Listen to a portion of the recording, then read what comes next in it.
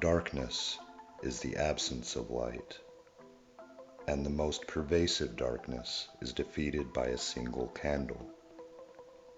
The darkness defines and accentuates the light, and as a flame lights a candle, our mind is lit up by the questions we ask and the possibilities that we uncover.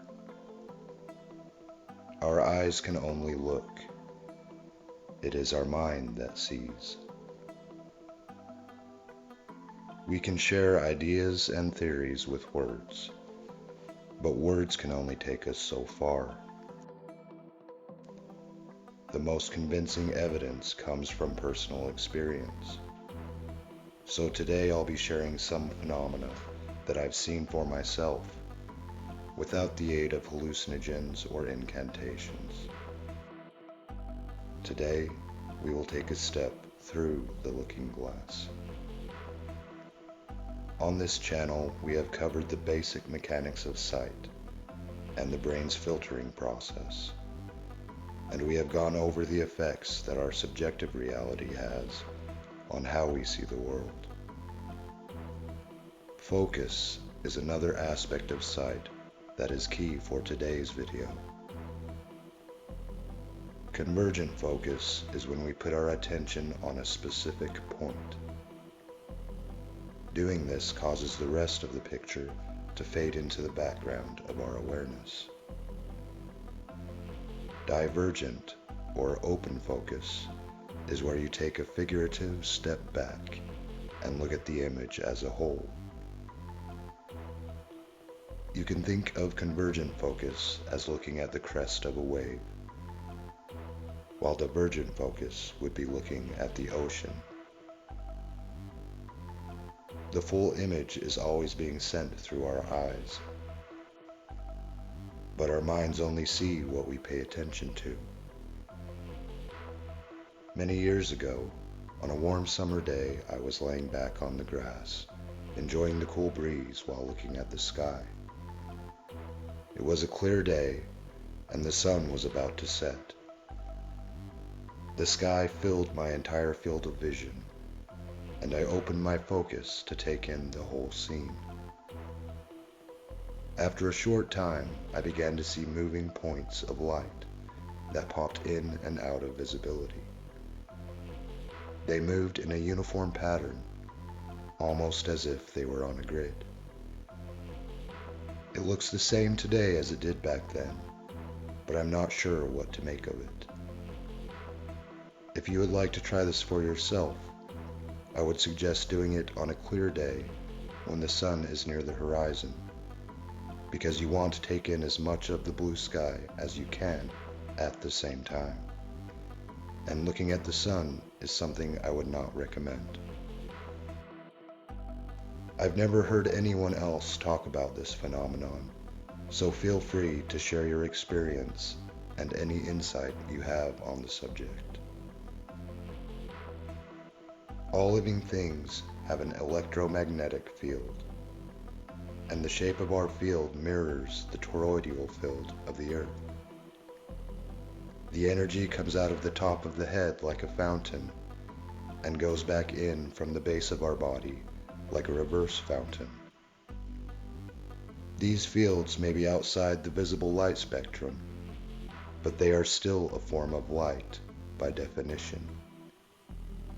I have seen this fountain coming out of the top of someone's head only a few times in my life, when the conditions were right and their head was backlit by the sky.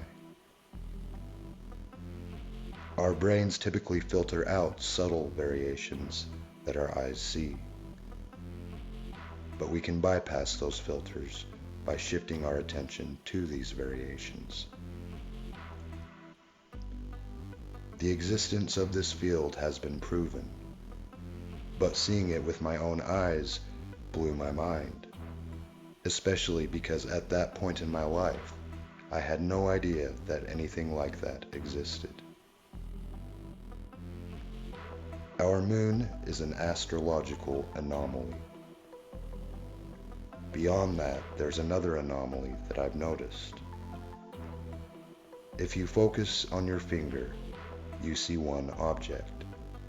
But if you look past it, you see two.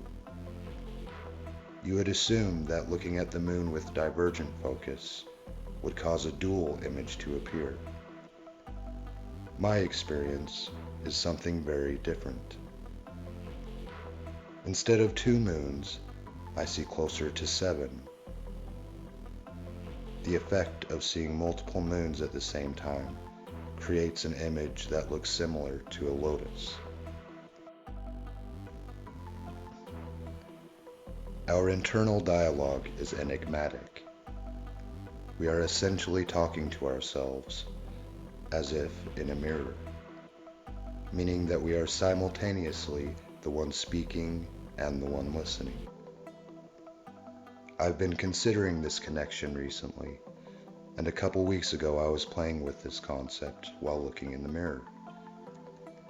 My experience that day is what inspired me to make this video. When we see someone that looks familiar, our brain will cycle through our memories in an attempt to make a connection, and our mind will even alter the person's physical attributes, like hair and weight, to account for change over time. The brain does something similar when we look at ourselves in the mirror, especially with a divergent focus. The face I saw in the mirror changed to different faces while I was looking at it, which was pretty wild to experience. Some people believe that looking in the mirror, otherwise known as mirror gazing, creates a temporary bridge between the subconscious and conscious minds, which makes sense in the light of the enigmatic relationship they have with each other. The most important relationship you will ever have is the relationship you have with yourself. You can't walk away from someone that talks bad about you if that person is you. And your biggest ally will always be right there when that ally is you. As Seneca said, we suffer more often in imagination than in reality.